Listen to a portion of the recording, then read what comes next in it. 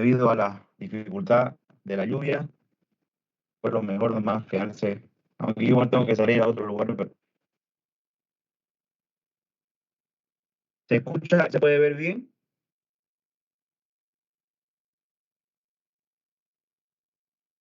Sí, doctor, sí se ve y sí se escucha. Ya, perfecto. Bueno, entonces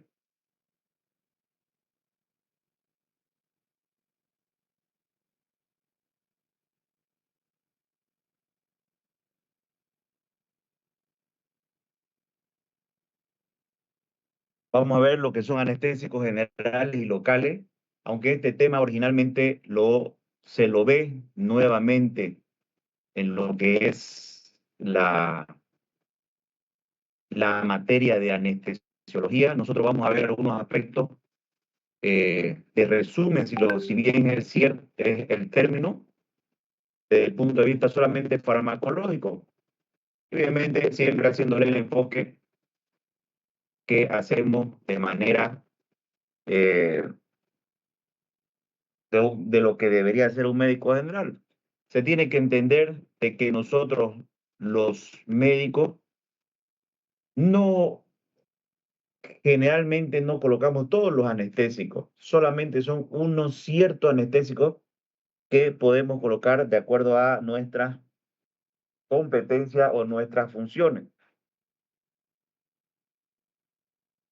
Entonces, vamos a ver lo que es anestésicos generales y locales, que son un grupo de fármacos numerosos que se han utilizado para la anestesia, pero desde el punto de vista práctico lo vamos a dividir de acuerdo a la aplicación en generales.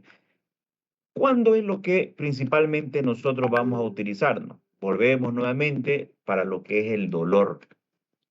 El dolor que lo habíamos ya visto en anteriores temas cuando hablamos del punto de vista de la Asociación Internacional de Dolor, que lo manifiesta como una experiencia sensitiva, emocional y desagradable, que está relacionada con el daño físico real o potencial y que se refleja en en el cuerpo como una muestra, una combinación de problemas emocionales. El dolor muchas veces nosotros no lo vemos, el daño físico interno no lo vemos, el paciente nos dice, porque es subjetivo, me duele, dice. ¿Cuándo podemos ver dolor? Evidentemente cuando hay una herida, cuando podemos ver que un hematoma, una equimosis, una lesión, el paciente puede manifestar dolor, pero por lo general el dolor no lo vemos porque es un componente generalmente subjetivo. También en anestesia tiene un componente interesante por el hecho de que en todo paciente con problemas quirúrgicos, siempre el médico va a causar iatrogenia o una herida. Y esa herida, evidentemente, va a reflejarse con dolor. Entonces, la anestesia es una de las ramas donde principalmente va a enfocar el dolor desde el punto de vista del daño tisular y del estrés que puede causar en pacientes cuando se los opera, porque el médico para poder dar un beneficio que el paciente necesita, nosotros los médicos necesitamos producir dolor. Ese dolor es una herida. Ya habíamos hablado de principalmente dos terapias que nosotros tenemos para el dolor. Los AINES, los narcóticos, que habíamos visto principalmente los opioides opiáceos. También en el grupo de estos dos entran los antiespasmódicos, no mencionados, pero sí utilizados en la práctica médica bastante. Entonces, en este tema vamos a enfocarnos principalmente en anestésicos locales y anestésicos generales. Este grupo de fármacos, conocidos como anestésicos, van a deprimir la conducción nerviosa, que depende principalmente de la extensión y localización de la depresión Por eso es que se conocen como locales o generales. Entonces, nosotros generalmente los anestésicos son fármacos que producen pérdida reversible de la sensibilidad, especialmente el dolor. Decimos que un anestésico es un medicamento que se usa para inducir anestesia, para provocar pérdida temporal de la sensibilidad o la conciencia. O sea que nosotros con un anestésico utilizamos estos fármacos para producir una pérdida reversible, decimos, de la sensibilidad. ¿Por qué reversible? Porque el paciente va a volver a sentir, o sea que con los anestésicos nosotros le quitamos la sensibilidad o le quitamos la conciencia y lo vamos a volver a realizar que el paciente vuelva a sentir. Principalmente nos enfocamos en hacer pérdida de la sensibilidad en el dolor. El objetivo es permitir procedimientos diagnósticos o terapéuticos sin sufrimiento físico ni ansiedad. La cirugía principalmente, pero no solamente la cirugía. Puede ser que a mí me quieran sacar un lunar, un lipoma, puede ser que a mí me quieran hacer una endoscopía e introducirme un tubo. En los niños, una radiografía, una tomografía. Entonces, la terapia anestésica se utiliza bastante. Ya nosotros la dividimos en dos aspectos, generales y locales. Los anestésicos generales son los que producen la pérdida reversible de la conciencia, principalmente conciencia. En cambio, los anestésicos locales, aparte, nosotros hacemos pérdida de la sensibilidad en una región limitada del cuerpo, pero no afectamos la conciencia. Esa es la gran diferencia de estos dos anestésicos generales. Entonces, nosotros hacemos una pérdida de la conciencia. ¿Para qué? Para dormirlo al paciente y poder proceder quirúrgicamente con una cirugía. En cambio, muchas veces necesitamos solamente anestesiar una herida para suturar, que es lo más común, y nosotros hacemos una pérdida de la sensibilidad en esa zona, pero no lo dormimos.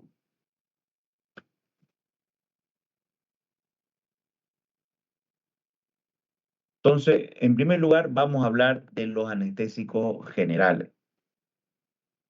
Los anestésicos generales, que son medicamentos que inducen a la pérdida reversible de la conciencia y de la sensibilidad de todo el cuerpo, ya habíamos dicho. Estos, los pacientes no sienten dolor, no recuerdan la cirugía y cualquier procedimiento médico que se le ha realizado. Bloquean los reflejos, producen amnesia y causan inmovilización. Se tiene que entender varios aspectos. Que en la anestesia lo dormimos, le quitamos el dolor y le quitamos los movimientos. Porque si solamente lo dormimos al paciente, el paciente cuando empieza a sentir dolor, por un reflejo automático, su mano lleva a donde le está produciendo dolor o molestia. Así que para eso nosotros, la anestesia implica un estado de inconsciencia reversible en el que el paciente no se acuerda. Muchas veces se utilizan para llegar a este punto varios fármacos. Entonces, ¿cuál es el objetivo? Depresión del sistema nervioso central y que sea reversible, con varias características, ¿no? Entonces, nosotros al paciente lo dormimos, provocando la pérdida de la conciencia o hipnosis, como decimos. Le quitamos el dolor, la pérdida de la sensibilidad o analgesia. Ahora, muchas veces el paciente, como decía, puede ser que se mueva, puede ser que el anestésico no sea efectivo y provoquemos que el paciente sienta cierto tipo de dolor. Entonces, necesitamos quitarle la motilidad porque si siente dolor, su mano lleva al lugar. Imagínense que lo están operando de una peritonitis o una apendicitis y que el paciente no agarró bien la anestesia y el paciente sienta y lleve su mano a la herida quirúrgica, sabemos que no se le pone guante al paciente, entonces contaminamos totalmente. Para eso nosotros provocamos la pérdida de la motilidad y se relaja el paciente. Muchas veces estos anestésicos provocan reflejos. ¿Qué quiere decir esto? Que el paciente va a sentir cierta molestia como tal vez un vómito.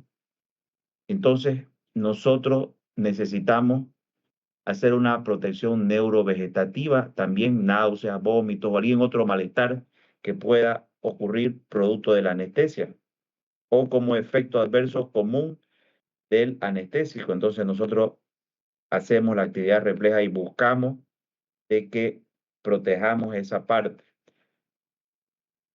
No siempre se utiliza como anestésico. Por ejemplo, a los pacientes que están en terapia intensiva, generalmente se le coloca, se le quita la motilidad y a veces hasta se los amarra. Ustedes van a ver que a veces se los amarra con el fin de que evitar de que por ahí el efecto de la motilidad pase y el paciente automáticamente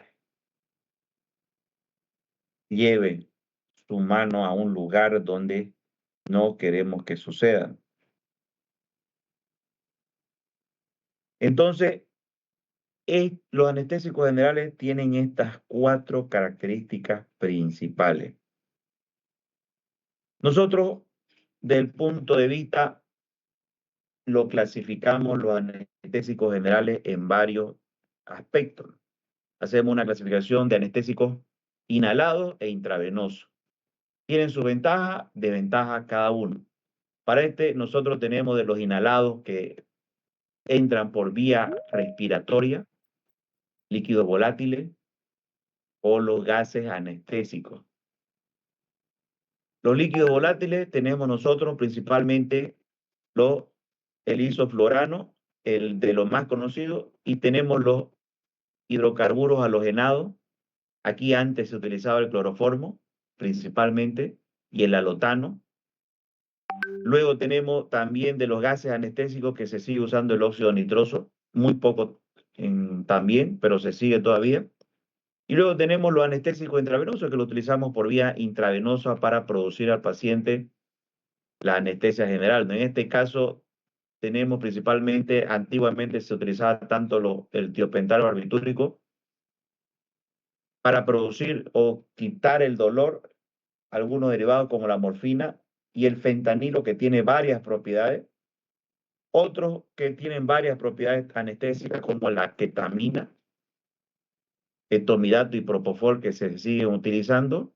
Y ya tenemos medicamentos que producen sedación o sueño, como la benzodiazepina con el diazepam, midazolam y alprazolam, principalmente la clasificación general de los anestésicos generales.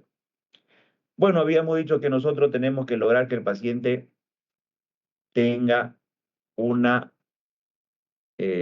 bienestar, o en la primera de las definiciones mostradas se implican las funciones que debe cumplir un anestésico general, todas basadas principalmente en la depresión del sistema nervioso central, que se produce de manera secuencial. No es que le vamos a producir todo en un solo saque, digamos. Todo lo hacemos en fase.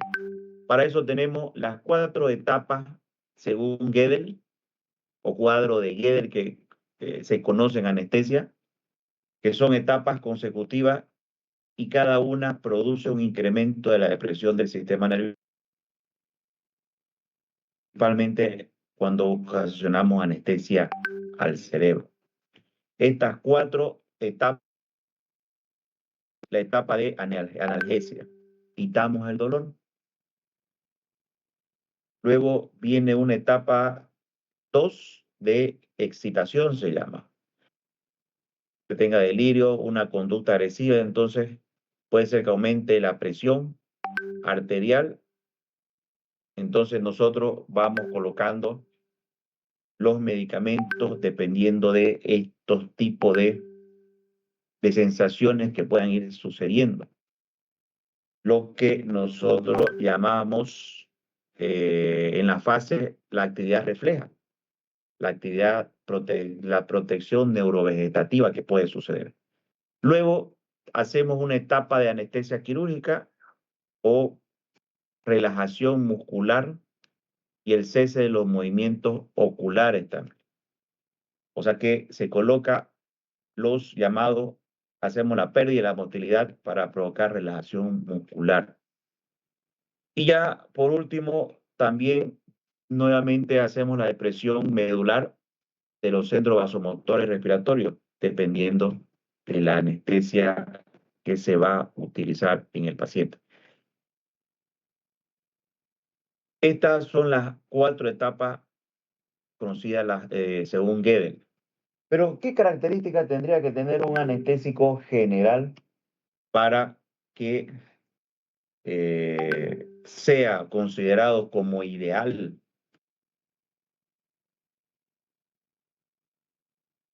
Nosotros lo vamos a dividir principalmente en, como cualquier medicamento.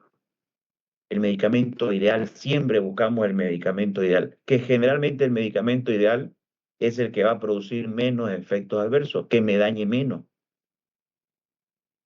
Para eso, en anestesia igual vamos a buscar el anestésico ideal. Principalmente, lo que se busca en un anestésico ideal es estas 5 características. Rápido inicio, o sea, que coloquemos y el paciente ya esté anestesiado, que se llama inducción. Pero no solamente eso, sabemos que todo medicamento tiene un mecanismo, una vida media. Puede durar 1, 5, 10, 1 hora, 5 horas, 10 horas. Para eso tenemos que hacer la infusión o mantenimiento. Puede ser que sea una cirugía corta de 30 minutos o puede ser que sea una cirugía de 2, 3 horas. Para eso el anestesiólogo tiene que saber. Y por último, puede ser que la cirugía sea de 1 hora, pero bueno, se redujo a 30 minutos, porque tendrían que haber hecho limpieza, pero encontraron más rápido y bueno, ya tardó 30 minutos. Entonces tenemos que buscar cómo despertarlo lo más rápido posible al paciente. Evidentemente que sea seguro y que tenga ausencia de efectos indeseables, efectos adversos o eventos adversos. Esas son las principales características que tendría que tener un anestésico ideal, pero no solamente es eso, también hay otras características, como son estas 9. No debe irritar las mucosas, debe ser eficaz, potencia y alcanzar planos para un mantenimiento, debe producir buena relajación muscular, no debe ser inflamable ni explosivo como lo es el óxido nitroso, no debe producir alteraciones cardiovasculares, hipotensión severa, catecolamínica, no debe ser tóxico, generalmente hepático renal, no producir trastornos gastrointestinales como náuseas, vómitos, que son muy comunes postoperatorios en la anestesia, no debe provocar vasodilatación excesiva y eso te provoca hipotensión severa, y debe ser económico.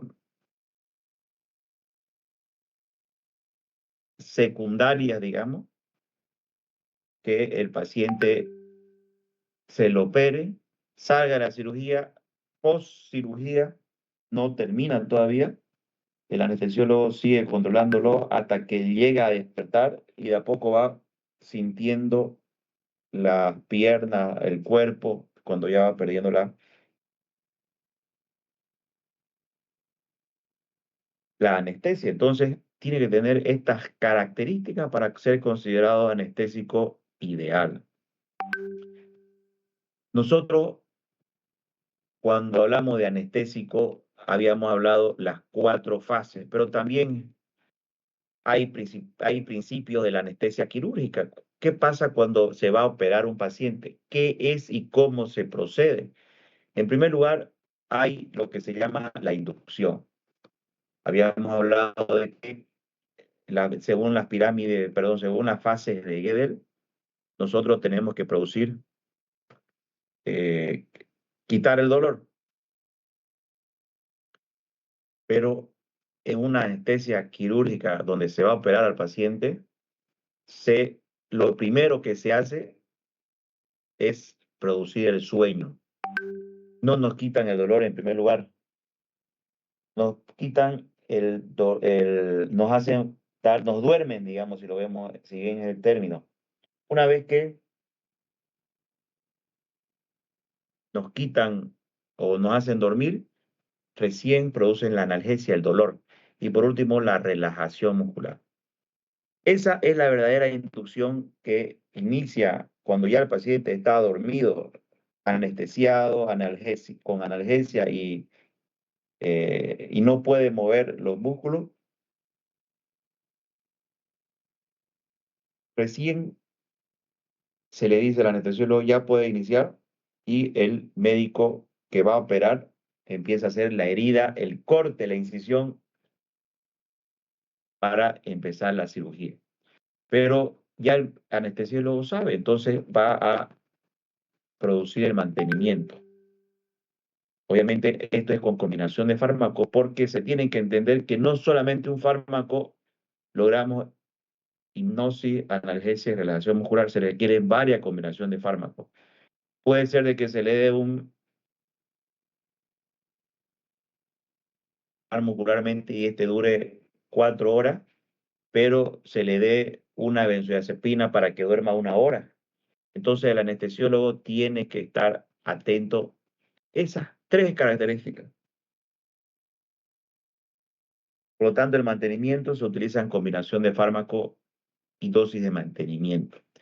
Y por último, una vez que ya termina el procedimiento, hay que recuperar al paciente.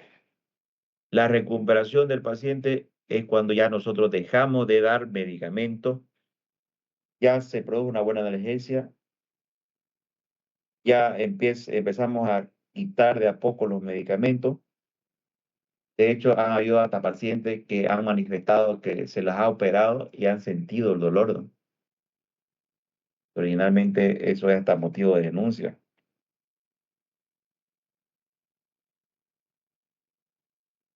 ¿Qué sucede con los anestésicos intravenosos? Ahora que ya hemos hablado principalmente de de los principios generales de la anestesia quirúrgica, la eliminación de los anestésicos puede reflejarse en ciertas características o las características de anestésicos intravenosos o inhalados son diferentes. La eliminación tarda más en medicamentos anestésicos intravenosos, pues este no depende de un factor controlable como la ventilación, como son los anestésicos inhalados. Los propios procesos de eliminación del organismo, ausencia de fase pulmonar, hacen que el anestésico inhalado sea más rápido de eliminación. En algunos casos esto no es del todo cierto, digamos, pero los anestésicos intravenosos suelen combinarse con agentes inhalatorios como el óxido nitroso para lograr una anestesia total intravenosa, lo que llamamos una farmacocinética más habitual en el paciente.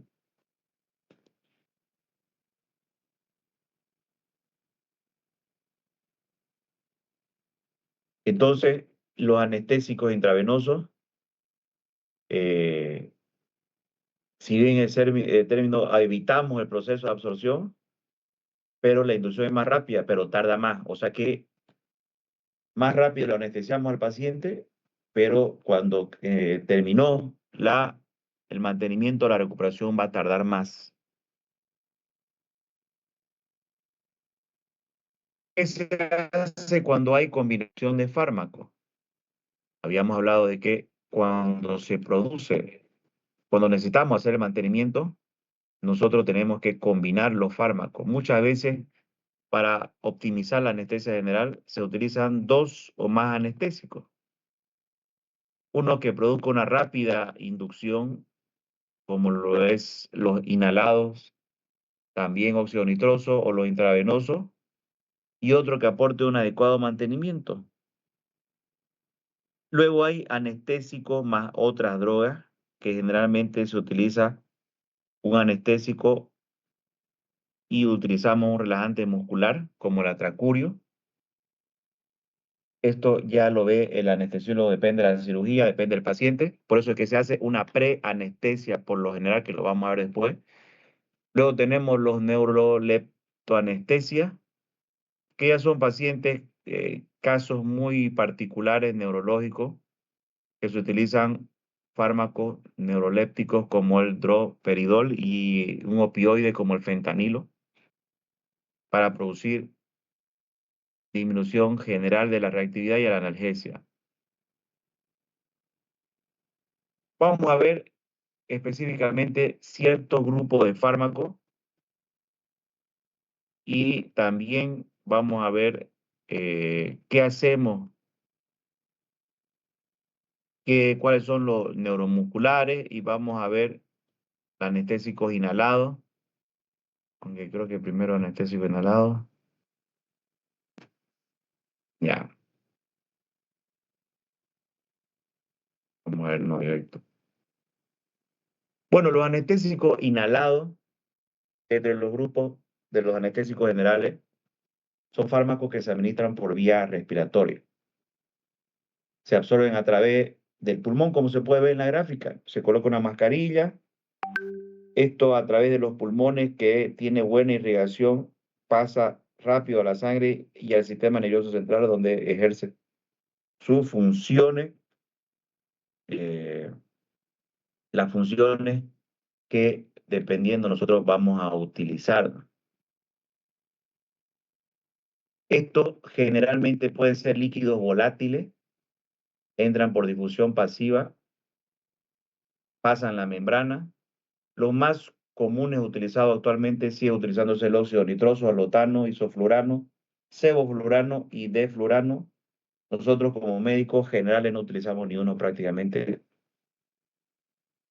Ya yo les voy a decir cuál es el único que utilizamos, si bien es cierto.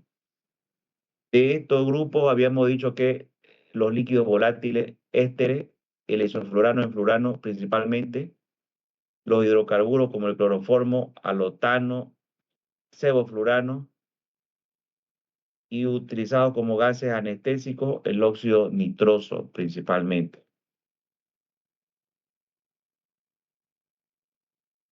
Bueno, de este grupo de fármacos tenemos el isoflurano. Se utiliza principalmente para inducción y mantenimiento. En dosis, en baja dosis se emplea analgesia, generalmente utilizado en obstetricia, en pacientes que tampoco no se necesite quitarle la conciencia, porque la cirugía puede necesitar que no se le quite la conciencia. El óxido nitroso, conocido como el gas de la risa, el paciente empieza a sentir una cierta sensación de, digamos que, como si el paciente le provocara placer, digamos, ver algún acierto y empieza a reír. Este es un líquido volátil, o sea que si se lo deja abierta la mascarilla puede rápidamente contaminar todo. Para mantener el estado líquido debe estar en presión constante, por eso es que es un líquido volátil y una temperatura muy baja y constante.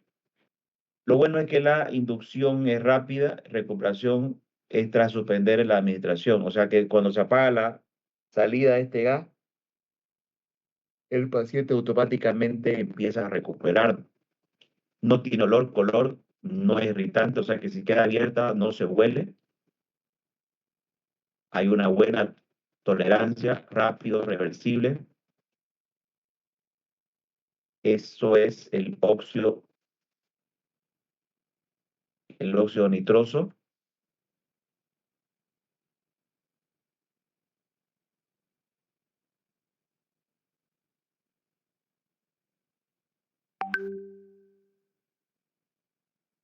Bueno, tenemos dentro de los medicamentos intravenosos los barbitúricos, conocidos, que se utilizan como el tiopental, el más utilizado actualmente en anestesia intravenoso, uno de los más utilizados, no es el más. La anestesia producida por este fármaco se acompaña por depresión respiratoria. Esta depresión respiratoria puede llegar a incluso hasta la apnea, o sea que el paciente ya no pueda respirar para mantenerse luego en hipoventilación. No es un buen analgésico, salvo en situaciones de profunda anestésica. Tiene una acción rápida y duración ultra corta. Y generalmente la anestesia es en proporción a la dosis que se le vaya aplicando. Ya hemos visto el grupo de las benzodiazepinas. Hemos visto que nosotros utilizamos estos fármacos tal vez antes de la cirugía, lo dormimos al paciente o lo provocamos sedación, ansiolítico, anticonvulsivante y relajante. El paciente puede ser que no esté tranquilo, no está tranquilo, empieza a temblar, entonces le puede decir no, no estoy tranquilo y se le coloca la benzodiazepina. Va a ocasionar que el paciente empiece a estar relajado, tranquilo, eso es y le empieza a dar cierto tipo de sueño. Es un complemento para la inducción, para enunciar en este caso, los que más se utilizan es el lorazepam, midazolam y el diazepam. Todos medicamentos, todos los anestésicos son controlados, regulados. ¿Qué van a producir? Estos como decíamos, van a ser sedantes, van a producir sueño, amnesia, cierto tipo de relajación muscular, sin llegar a la parálisis como los grupos de los atracurios. Son útiles en caso de ciertos tipos de procedimientos como endoscopía, que el paciente no está tranquilo, cateterismo, para hacer diagnóstico en pacientes, también radiografía. Habíamos hablado en la anterior clase de los opioides. Estos generalmente son también complemento de la anestesia. Principalmente se utiliza la morfina, meperidina, fentanil. Los tres más importantes, ¿no? El fentanil es un derivado más potente que la morfina, muy utilizado cuando se hace cirugía, pero el fentanil logra una anestesia corta, utilizado por vía intravenosa, rápido de inicio, duración apropiada, pero se requieren dosis pequeñas de otro fármaco, hay que controlarlo. Tenemos los neurolépticos como el droperidol, que puede utilizarse solo combinado con una opioide y un fentanilo. Estos generalmente solo se utilizan en inducción, anestesia y posterior con fentanilo se lo combina. Puede llegar a causar depresión, que como vimos en la anterior clase, la naloxona es la que va a revertir. Y muchas veces se utiliza ventilación asistida. La intubación muchas veces necesita también. La ketamina, que es un anestésico rápido, profundo y provoca una estimulación cardiorrespiratoria. Lo bueno de la ketamina es que produce tanto sedación, inmovilidad, amnesia y analgesia, o sea que prácticamente es completo.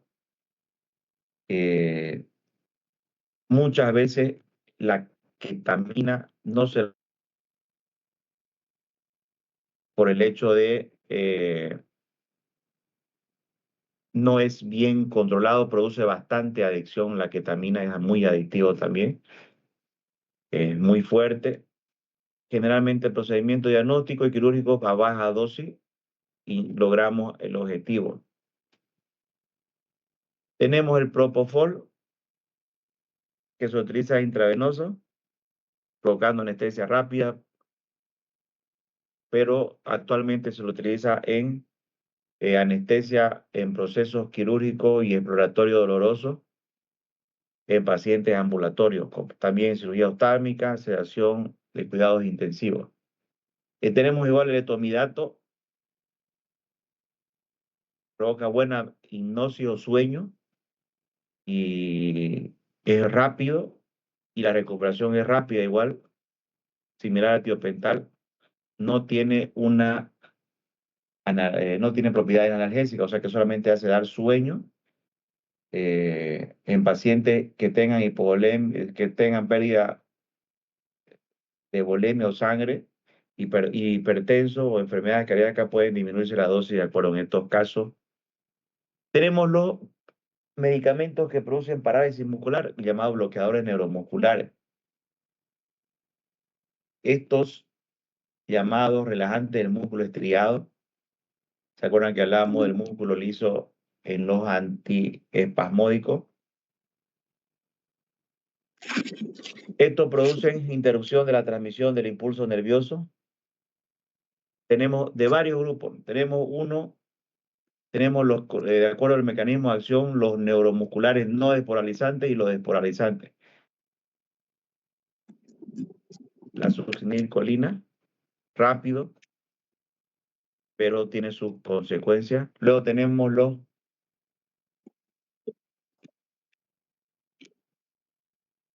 bloqueadores o bloqueantes neuromusculares utilizados generalmente en anestesia, cuidado intensivo y emergencia para que el paciente no pueda moverse. Este grupo de fármacos se encontró accidentalmente cuando se utilizaban flechas de veneno de rana, los de la Amazonía, y tiraban estos venenos a los monos y los monos quedaban paralizados. Notó de que no se morían, solamente se paralizaban. Así que el que lo creó, lo descubrió en todo caso, él se introduce el veneno y se evidenció que no podía moverse.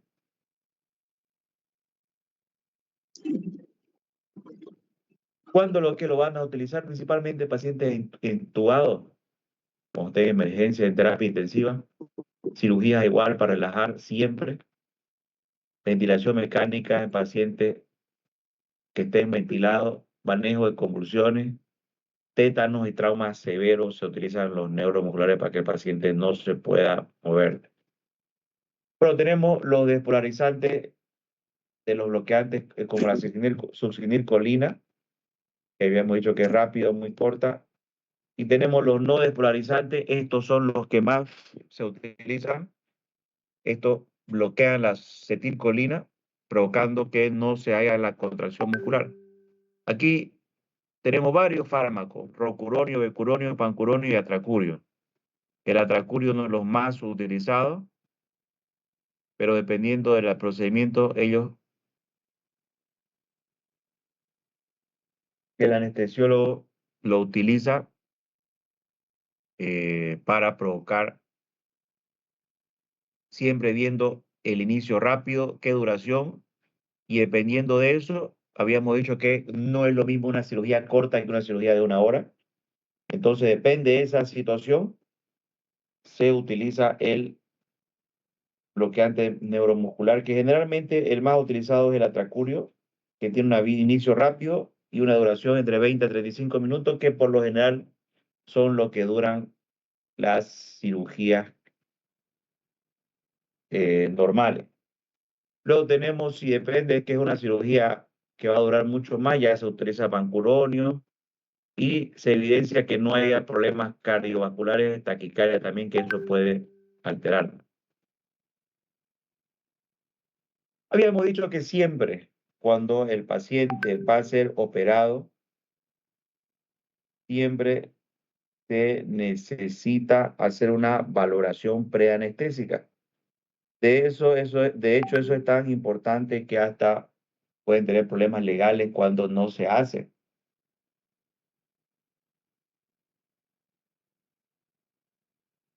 El médico no debería operar si no tiene valoración cardiológica ni anestésica. ¿Para qué sirve la medicación preanestésica? Esto es, cuando yo me voy a operar, digamos, yo tengo mi cálculo, mi vesícula llena de piedra con la litiasis. el cirujano me va a dar una orden para que me vea el anestesiólogo.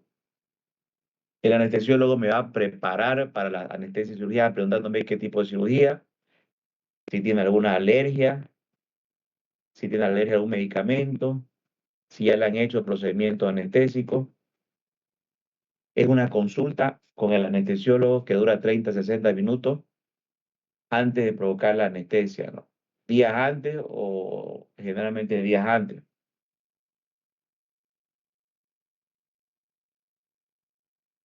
Que se hace una valoración preanestésica, pero una vez que se la tenga que operar, se puede hacer esta medicación preanestésica 30, 60 minutos antes de la cirugía. Hay que entender dos puntos de vista, dos puntos primero, ¿no? Hay la valoración preanestésica que se hace normalmente antes de la cirugía y nosotros tenemos aquí la medicación preanestésica que se realiza antes, 30, 60 minutos antes de provocar la inducción anestésica, que generalmente se acorta a unos 20 minutos que ya actualmente se hace. Bueno, entonces nosotros habíamos hablado de que se puede utilizar fármacos dependiendo de la situación del paciente como preanestesia. Por ejemplo, si el paciente no está tranquilo, está alterado, agitado, tenga alguna enfermedad sobreagregada, nosotros podemos colocar diazepam o midazolam para dormir al paciente. Anticolinérgico como la atropina, si es que el corazón hay alguna alteración o reducción de las secreciones, puede ser que el paciente después generalmente tenga vómito o ondansetron. Sabemos que la cirugía le va a doler o ya le está doliendo, podemos colocarle fentanilo o morfina, siempre teniendo listos los antieméticos como la difenhidramina. La ralitina ya no se utiliza y teniendo controlado con antibióticos profilácticos como la cefazolina, clindamicina. En algunos casos postoperatorios se pueden utilizar otros también. ¿Cuál es el objetivo de este tipo de preanestesia? Tranquilizar al paciente. Hay pacientes psíquicos, psiquiátricos, dormirlo, aliviar si existe dolor preoperatorio, tal vez tenga una herida grande y tal está doliendo. Y hay los principales objetivos secundarios, facilitar la anestesia de inducción, para reducir el volumen y acidez del estómago y luego evitar posterior la cirugía, que el paciente siga con el efecto, provocando durante la cirugía un efecto del sueño y analgesia. ¿En qué tipo de pacientes? Generalmente la preanestesia se utiliza en pacientes, depende de la edad, no es lo mismo un niño que un adulto, o un paciente que sea obeso, delgado. La edad del paciente siempre se valora. El estado general también. Hay medicamentos que son más hipotensos, más hipotensores. Tipo de cirugía, anestesia, si hay alergia, asma, historia previa del paciente. Aquí tenemos un cuadro de más o menos la dosis, efecto adverso y adverso. Generalmente, como les decía, nosotros no utilizamos casi ninguno de estos fármacos. Bueno, tenemos los anestésicos locales. Los anestésicos locales, estos fármacos sí nosotros vamos o podemos utilizarlos en la práctica médica. Como habíamos dicho, los anestésicos locales se utilizan principalmente para provocar pérdida de la sensibilidad en una zona. Es selectivo, transitorio y reversible. ¿Dónde tiene su origen? Tiene su origen en la hoja de coca, que originalmente de la hoja de coca se extrae la lidocaína y ahí es que utilizan algunos, los llamados potenciadores de bolo, que son esos sprays que vienen en base a lidocaína, que cuando la persona está con su hoja de coca en la boca culicando, se utiliza el potenciador, no lo va a potenciar, solamente lo va a anestesiar. Bueno, ¿cuál es el mecanismo de acción fármaco? ¿Cómo es que actúa? Estos fármacos, en primer lugar, bloquean los canales de sodio, como se ve acá, dependientes de voltaje en las neuronas. ¿Qué hace cuando se bloquean los canales de sodio? Como se puede ver aquí, bloquean los canales de sodio. Esto ocasiona que se genere o se propague a lo largo del nervio el potencial de acción. ¿Qué va a hacer esto? Va a dar señal al dolor, no llega al cerebro y la zona queda insensible. O sea que en otras palabras, nosotros vamos a causar bloqueo de la entrada de sodio a la neurona sin despolarización y sin impulso nervioso. Los anestésicos locales se clasifican en amidas y ésteres.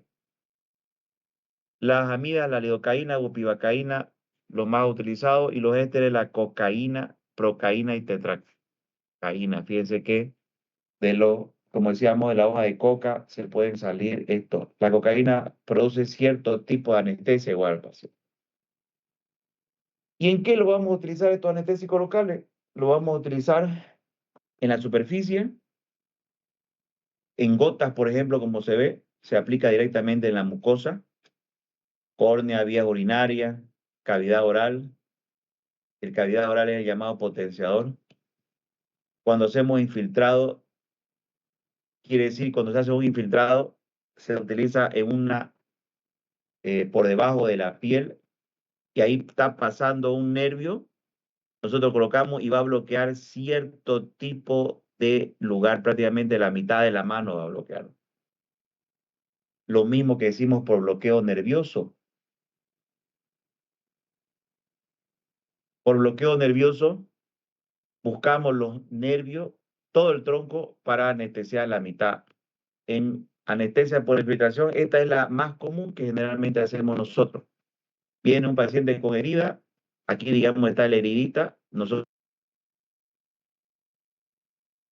centímetro cubre hasta 1 centímetro la anestesia local. Luego se hace igual, los anestesiólogos, esto lo hacen ya anestesia raquídea para anestesiar la mitad prácticamente del cuerpo, introduciendo el anestésico en los espacios subaranoideos mediante punción lumbar o la epidural,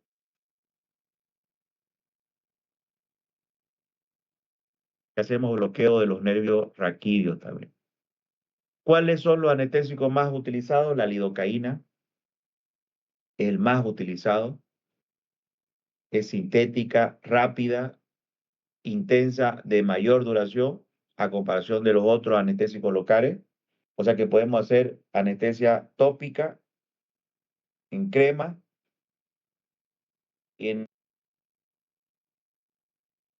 quirria. También podemos utilizarlo para dolor agudo de dolor crónico, inyectando en la zona que duele al paciente.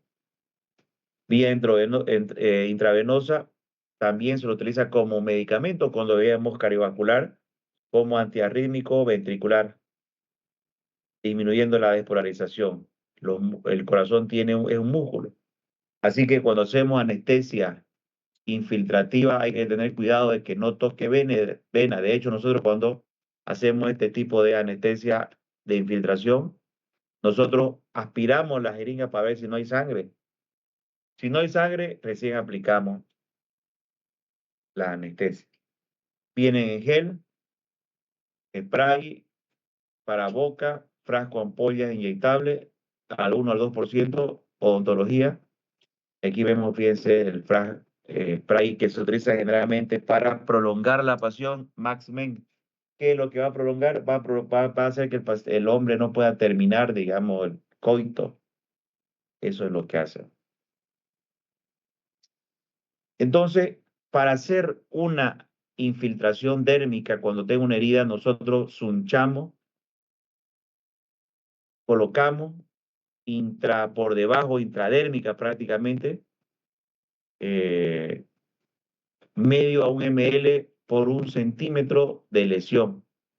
O sea que colocamos en una herida, suponiendo que esto tenga una heridita aquí, la herida sea la mitad, entonces colocamos una aquí, esto va a cubrir 1 centímetro, más abajo otro centímetro, y así cubrimos para que no sea dolorosa la anestesia. Tenemos igual la bupivacaína como anestésico local. La bupivacaína tiene su característica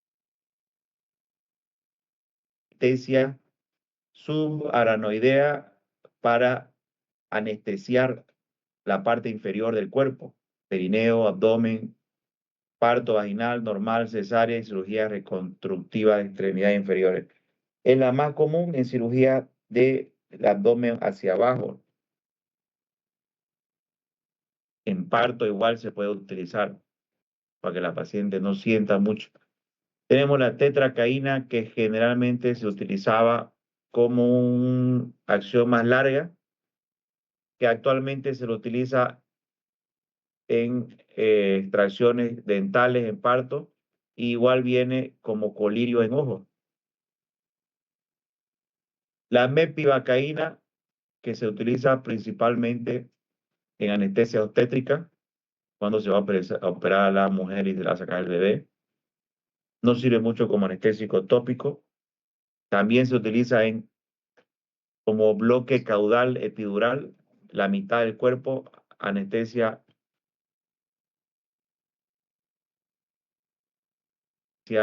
cierta parte de la.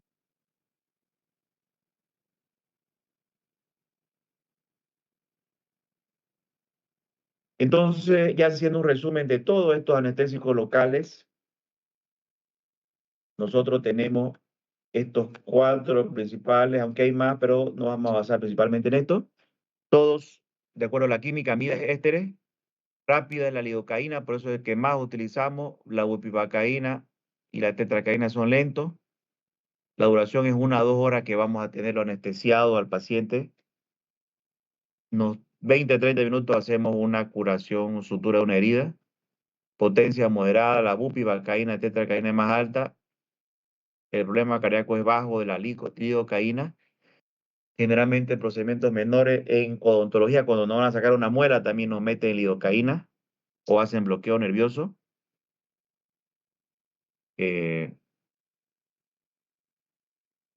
Utilizar, todo se elimina.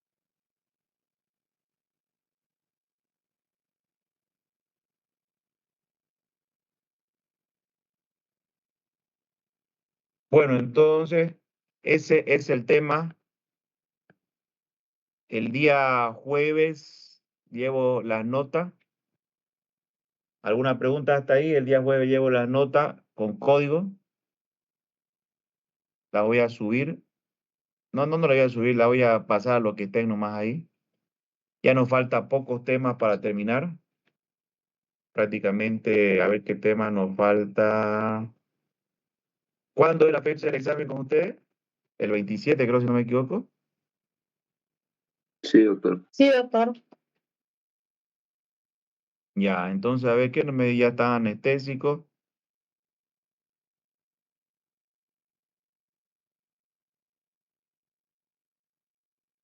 Anticonceptivo, hormonas, tiroidea.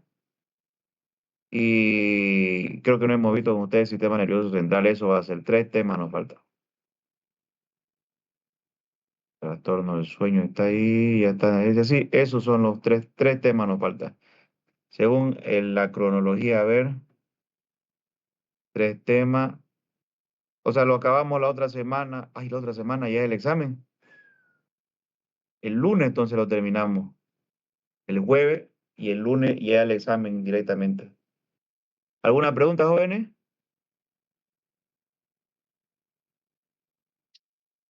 Doctor, Bueno, disculpe, ninguna, nos vemos. Dígame. nota de todo lo parciales evaluados hasta ahorita va a llegar, ¿no? De los prácticos y los teóricos. Exactamente, todo, Gracias. ya está todo ya corregido. Bueno, nos vemos entonces el día, o puede ser que hasta mañana ya en las clases prácticas. Sí, también puede ser que mañana en la clase práctica se las diga. Sí, van a ser menos. Ya, chao, jóvenes. Hasta luego, doctor, gracias. Chao, doctor. Hasta luego.